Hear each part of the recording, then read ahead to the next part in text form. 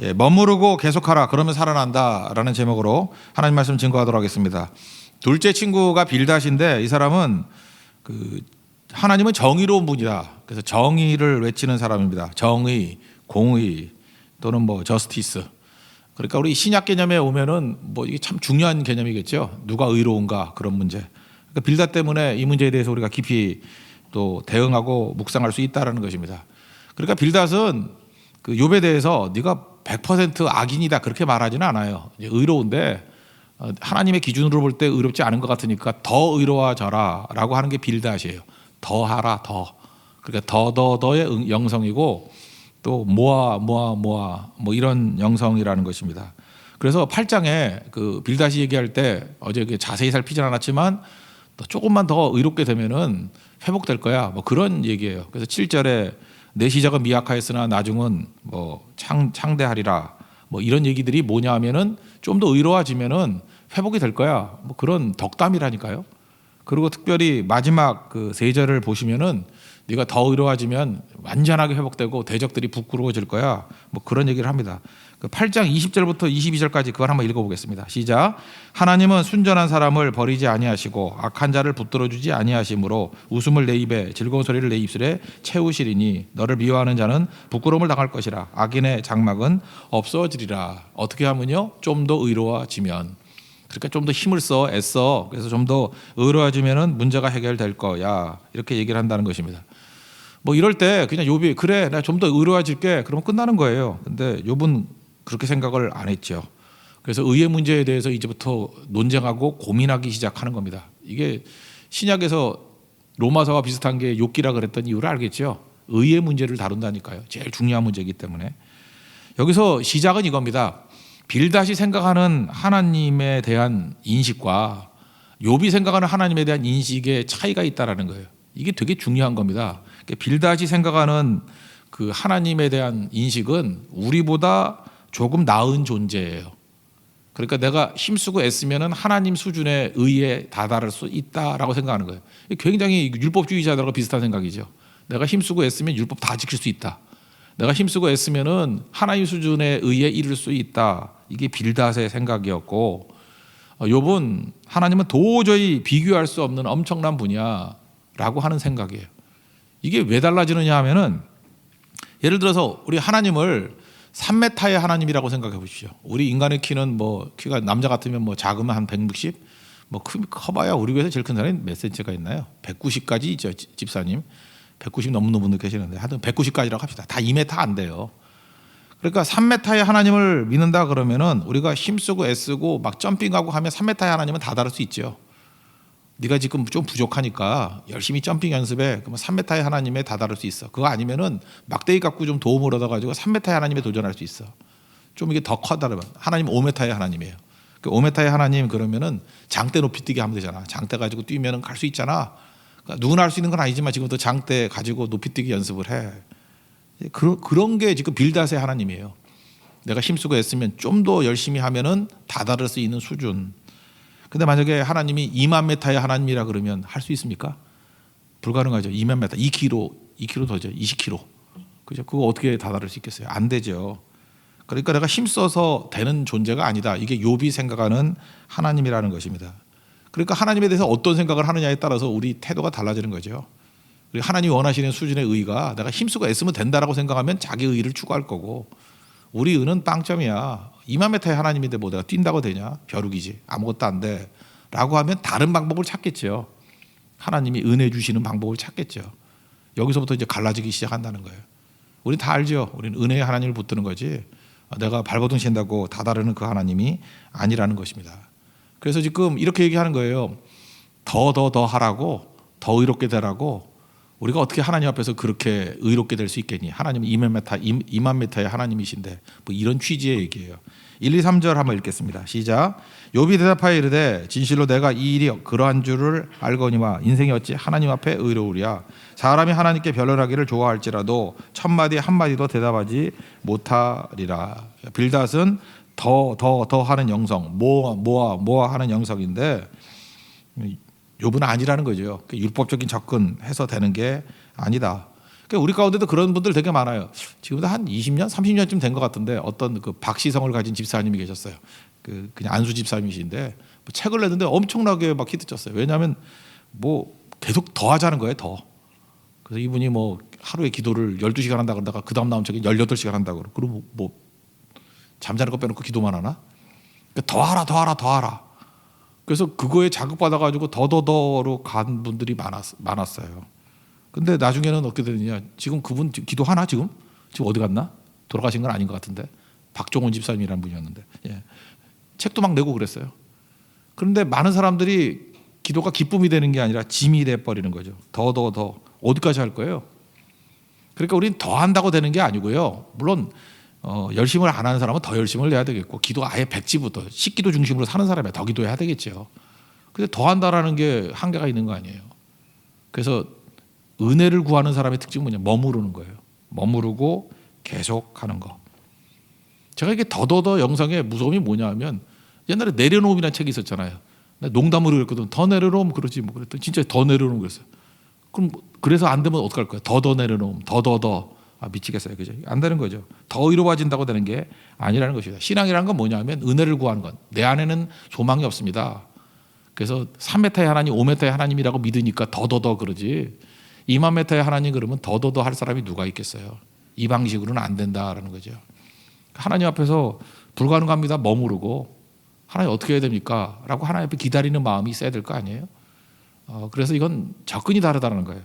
그래서 하나님께서 원하시는 건 뭐냐? 머무르는 것과 또 하나님께서 계속 지속하면서 머무를 때 하나님의 새로운 방법. 2만 m 타면 어떻게 해서 비행기 태워서 가는 방법밖에 없을 거 아니에요. 그게 은혜의 방법이겠죠. 내 힘이 아니라 하나님의 특별한 방법으로 가는 수밖에 없다라는 것입니다. 그래서 우리 영성이 알게 모르게 지금도 신앙생활이 제일 나쁜 게 뭐냐면 내가 할 수 있다라고 하는 것들이 신앙이 제일 나쁜 거예요. 주님이 할 수 있다가 돼야 되는데 내가 할 수 있다 이건 정말 무서운 거예요. 그래서 좀 능력이 있는 사람들 약간 깨끗하게 산 사람들이 내가 한다 그러니까 아무것도 안 되는 거예요. 그래서 믿음이 어린아이와 같아야 된다 그러지 않습니까? 여러분들 요즘엔 날씨 좋잖아요. 흘러가는 구름을 어느 정도 쳐다볼 수 있습니까? 제가 어저께 구름을 좀 봤거든요. 얼마 정도 제가 작정을 하고 이거 설교하려고 작정을 하고 쳐다봤어요. 그러니까 저도 여러분과 똑같아요. 작정을 쳐다봤는데 1분 보니까 목이 아파. 딴 생각이 들어요. 근데 어린 아이들은요 구름만 30분 이상 쳐다볼 수 있어요. 제가 왜 구름을 계속 쳐다볼 수 없느냐 하면은 머무를 수 없기 때문에 그래요. 욕망이 생기는 거예요. 이거 쳐다봐서 뭐해? 이거 쳐다볼 동안에 뭐 딴 책 읽어야지, 뭐 딴 거 봐야지, 뭐 이런 거 생각을 하는 거예요. 욕망. 근데 어린 아이들은 흘러가는 구름을 쳐다보면서 머무를 수 있어요. 쭉 머무른다고. 그게 능력이에요. 지금도 보면은 신앙 있는 사람들을 보면요, 하나님께서 무슨 일을 하신다면 그 자리에 머물러서 하나님의 임재를 누리고. 주일 성수가 뭐예요? 아침부터 저녁까지 그냥 주님 앞에 머무르면서 주님 만져주시고 채워주시고 쉬고 하나님이 일하심을 믿고 은혜의 채우심을 기다리고 그런 거 아니에요? 근데 머무르질 못해요. 막 분주한 거야. 빨리 집에 간대. 뭐 할 일 있대. 뭐 해놔야 된대. 빨리 보내야 된대. 팩스 보내야 된대. 뭐 이메일 보내야 된대. 뭐 외국에서 기다리고 있대요. 그게 왜 그러죠? 머무르지 못하는 거예요. 내 힘으로. 안식이 안 되는 인생이겠죠. 여러분 여행도 그렇지 않습니까? 초창기 여행 돈 없을 때 매달 패키지 여행 가잖아요. 제가 그런 자랑 많이 들었어요. 유럽 여행을 2주를 갔는데 15개국을 돌았대. 나 그 얘기를 듣고 내 머리가 도는 줄 알았어요. 아니 2주인데 15개국을 들면 하루에 2나라씩 다녔다는 얘기 아니에요. 그러면 그 사람은 버스만 타고 다닌 거죠. 그죠? 그래서 유럽의 15개국을 2주에 돌고 허리병 났어요. 그게 무슨 여행이에요? 도로만 다니는 게 무슨 여행이에요 그게. 그런데 진짜 여행을 하는 사람은 어떻게 하죠? 머무르죠. 2주라 그러면 우리 한국 사람은 한 군데 2주 잘 못 몰라요. 근데 유럽 사람들은 여행을 알아서 그런지 모르지만 어디 가면 머무르더라고. 이렇게 한 군데 머무르더라고요. 우리 선교가 그러네요.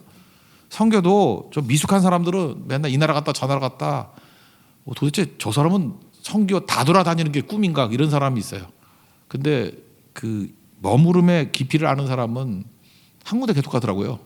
그래서 포카라가 그리워요 뭐 이런 생각하는 사람. 그죠? 어떤 사람은 비하루 생각이 나요. 뭐 고성의 어떤 마을 같은 데만 가잖아요. 그게 바로 뭐죠? 머무름이에요. 머무름을 계속하는 거. 마귀가 제일 무서워하는 게 그거죠. 그거는 하나님이 일하시는 거고 하나님의 임재를 누리는 거고 내가 하는 게 아니라는 걸 깨닫게 되는 거. 그러니까 빌닷과 욥이 다른 거죠. 빌닷이 알지 못하는 게 바로 그런 거였다는 것입니다. 율법이 아니고 내 의가 아니고 머무르면서, 여기 정확히 답은 나오지 않는데 머무르면서 계속하는 건 하나님의 은혜의 임재를 구하는 것입니다. 그래야 된다는 거예요. 여러분 빌닷과 같이 그냥 내가 하려고 그러면 이것저것 다 알아야 되잖아요. 우리 짧은 인생 가운데 이것까지 다 보고 판단하고 그러면 아무것도 안 된다는 것입니다. 3m의 하나님을 믿기 때문에 그래요. 얼마나 작은 하나님을 믿으면 네가 그 정도로 안다 그러냐. 5m의 하나님을 믿으면 애쓰고 힘쓰는 거예요. 근데 2만 m의 하나님을 믿는다 그러면 안 되는 거죠. 그래서 지금 욥은 얘기를 하는 거예요. 야, 하나님이 얼마나 크신 하나님이지 아냐. 2만 m의 하나님이야. 그래서 하나님은 산을 뭐 무너뜨리기도 하시고 뭐 지진으로 땅을 흔들기도 하시고 그 얘기하는 거예요. 뭐 별들 중에 북두성이 북두 7성, 그러니까 가장 밝은 별이죠. 이게 지구 축을 중심으로 북쪽에 있으니까 폴라리스 움직이지 않으니까 제일 밝고 그래서 기준을 삼는 거다. 그다음 재미있는 게 있죠. 삼성이라는 얘기가 나오는데 우리 삼성그룹 있죠. 그 오리온 자리에 그 허리띠에 해당되는 게 세 개의 별이 빛나요. 그래서 삼성이에요. 그래서 사실 오리온 그룹하고 삼성그룹하고는 똑같은 이름인데, 근데 우리는 다른 건지 알아. 무식해서 그러나 몰라서 그래. 삼성이나 오리온이나 똑같은 건데, 그죠? 둘이 싸우면 안 되죠, 그죠? 묘성은 황소 자리에 있는 건데, 그러니까 옛날에는 뭐 나침반밖에 없고 그다음 방향을 모르니까 나침반도 제대로 없고 그럴 때 아니었어요. 그러니까 별 보고 방향 찾은 거죠. 대상들도 별 보고. 그러니까 하나님이 얼마나 크신 분인가를 묘사할 때 그 모든 별들을 주관하시고 별들을 멈추기도 하죠. 해도 멈추기도 하시고 실제로 그랬잖아요. 여호수아 때 하나님께서 해도 멈추시고 그러신 하나님이다. 크신 하나님이다. 2만 m의 하나님이다. 그런 얘기예요. 이거 한번 읽어볼까요? 5절부터 12절까지가 크신 하나님 얘기예요. 시작. 그가 진노하심으로 산을 무너뜨리시며 옮기실지라도 산이 깨닫지 못하며 그가 땅을 그 자리에서 움직이시니 그 기둥들이 흔들리리로다. 그가 해를 명령하여 뜨지 못하게 하시며 별들을 가두시도다. 그가 홀로 하늘을 펴시며 바다 물결을 밟으시며 북두성과 삼성과 묘성과 남방의 밀실을 만드셨으며 측량할 수 없는 큰 일을 셀 수 없는 기이한 일을 행하시느니라. 그가 내 앞으로 지나시나 내가 보지 못하며 그가 내 앞에서 움직이시나 내가 깨닫지 못하느니라. 하나님이 빼앗으시면 누가 막을 수 있으며 무엇을 하시나이까 하고 누가 물을 수 있으랴. 뭐 길기만 하지 뭐 별 얘기 아니에요. 하나님은 크신 하나님, 2만 m의 하나님. 근데 뭐 우리가 조금 더더더 하면 하나님 수준에 갈 수 있는 게 아니다. 그 방향을 바꾸라는 거죠. 머무르고 계속하고 기다리라. 하나님께서 은혜 주실 때까지 기다리라. 그 13절은 좀 어려운 얘기니까 요거는 해석만 할게요. 뭐 그 흐름 속에 나오는 거예요. 그 라합을 돕는 자 그러는데 갑자기 여기서 라합이 왜 나와요? 근데 기생 라합이 아니에요. 여호수아라는 기생 라합이 아니고 라합이라는 단어가 교만이라는 단어, 강팍이라는 단어를 뜻하는 단어인데 여기 해석이 다양하니까 그냥 라합이라고 원문 그대로 넣은 거예요. 그래서 뭐 다른 영어 성경 같은 데 보면 그냥 교만이라고 번역했던 데도 있어요. 그래서 이걸 이렇게 해석하면 됩니다. 라합이라고 나오는 욥기에 나오는 라합은 많은 주석들이 사탄이라고 해석하면 되고 아니면 교만의 대상이 누구죠? 애굽이죠. 애굽이 제일 교만했잖아요. 그래서 애굽이라고 번역한 사람이 있어요. 그래서 애굽을 라합이라고 말한 장면이 있거든요. 그래서 애굽 정도로 생각하면 돼요. 그러니까 이건 뭐라고 생각하면 되냐? 이렇게 생각하면 되죠. 라합을 돕는 자 그러면 사탄에 동조하고 하나님의 뜻을 거스리는 일체의 무리들, 이것이 라합을 돕는 자. 이것만 좀 힘든 것 같네요. 13절만 읽겠습니다. 시작. 하나님이 진노를 돌이키지 아니하시나니 라합을 돕는 자들이 그 밑에 굴복하겠거든. 이게 좀 어렵거든요. 그러니까 사탄에 동조하고 하나님의 뜻을 거스리는 일체의 무리, 라합을 돕는 자. 그것만 이해하시면 될 것 같아요. 그러므로 더 정의롭다. 여기서 지금 빌닷의 조건이 이거잖아요. 네가 망한 이유가 뭐냐면 의롭지 않았기 때문에 좀 더 의로우면 잘 될 거야. 근데 욥이 얘기하는 게 뭐냐면 야, 잘 되고 안 되는 게 네가 생각하는 그 기준의 정의 때문에 그러느냐? 도토리 키재기야. 내가 옛날에 잘 될 때도 지금보다 더 의로웠던 거 아니었고 지금 망할 때도 지금이 더 악해졌기 때문에 더 의롭지 못하기 때문에 그런 거 아니야. 여러분 그런 거 못 느껴요? 우리 성도들 보면 그러는데 제가 볼 때 그 인간 수준의 의로 볼 때 어떤 사람 의로운데 가난해. 어떤 사람 별로 의롭지도 않아. 내가 볼 때 약간 교만도 하고 뭐 저 따위가 다 있어. 근데 잘 풀려. 그 특별히 여자분들 그러지 않아요? 그 되게 교만하고 이런데 예뻐. 되게 겸손. 못생겼어. 못생겨서 겸손하나? 하여튼 잘 모르겠는데. 그게 다 맞아떨어져요? 여러분 인생이 그렇던가요? 내가 어떤 때 너무너무 잘 풀려. 그럴 때 내가 하나님 앞에 순종했기 때문에 잘 풀렸나? 그러면 내가 지금 어려워요. 그러면 내가 이제 불순종해가지고 뭐 난리 쳐가지고 그런다? 이렇게 해석하는 엉터리가 어디 있냐는 거예요. 도토리 키재기지. 그 얘기를 했습니다. 의인 없나니 하나도 없고 깨닫는 자도 없고 하나님을 찾는 자도 없고 다 치우쳐서 무익하게 되고 선을 행하는 자가 없나니 하나도 없다. 로마서 표현이잖아요. 그 인간이라는 거예요. 그런 걸로 해석하는 바보가 어딨냐. 빌드에게 얘기하는 거예요. 또 그런 식으로 얘기하지 마. 그거 아니잖아 라고 하는 거예요. 22절 23절 한번 읽겠습니다. 시작. 일이 다 같은 것이라 그러므로 나는 말하기를 하나님이 온전한 자나 악한 자나 멸망시킨다 하라니 갑자기 재난이 닥쳐 죽을지라도 무죄한 자의 절망도 그가 비웃으시리라. 그래 인간이 무죄하다 그래봐야 하나님 앞에서 다 죄인이야. 이런 걸로 따지지 마. 이런 거죠. 어제도 정의란 무엇인가 살폈잖아요.